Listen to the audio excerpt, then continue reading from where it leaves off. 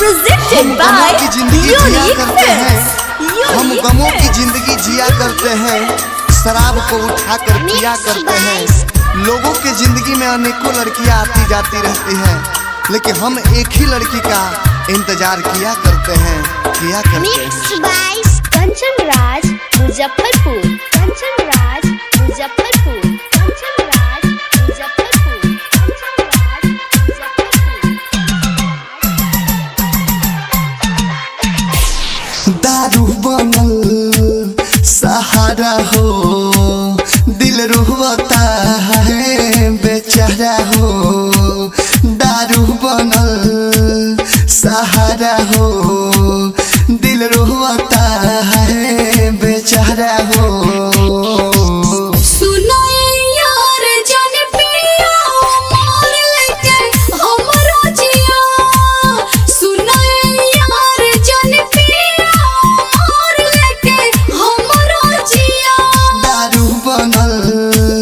सहारा हो, दिल रोता है बेचारा हो।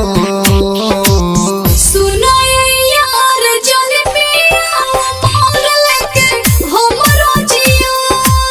सुनो यार जन पिया मोर लेके हमरो जिया। Mixed by Kanchan Raj, Muzaffarpur। Kanchan Raj, Muzaffarpur। Balaji recording studio Jadavpur. तू ही नहीं बारू तो जी के करबो का, दुनिया लगता बहुत खराब हो। आंगन ससुर तो हमरा चक्कर में काहे हो तारा तू बर्बाद हो। तू ही नहीं बारू तो जी के करबो का, दुनिया लगता बहुत खराब हो। आंगन ससुर तो हमरा चक्कर में काहे हो तारा तू बर्बाद हो। फटल करे जावा के सिया मोर लेके हमरो जिया। सुनो जान जन पिया मोर लेके हमरो जिया। Mixed by Kanchan Raj, Muzaffarpur। Kanchan Raj, Presented by Unique Films। Unique Films। दूरगिस पे दरदी अनसुक जानम गइलू तू हो, काहे रुला के।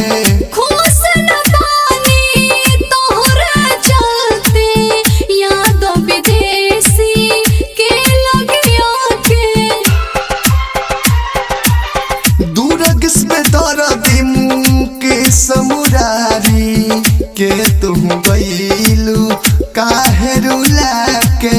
खुश न बानी तोहरा चलते, याद विदेशी के लगिया के। जवन बुझाई गम देहा मोर लेके हमरो जिया। सुनो जान जन पिया मोर लेके हमरो जिया। दारू बनल सहारा हो, दिल रोता है बेचारा हो। सुनो यार जन पिया मोर लेके हमरो जिया। सुनो यार जन पिया मोर लेके हमरो जिया। Balaji recording studio Jadavpur.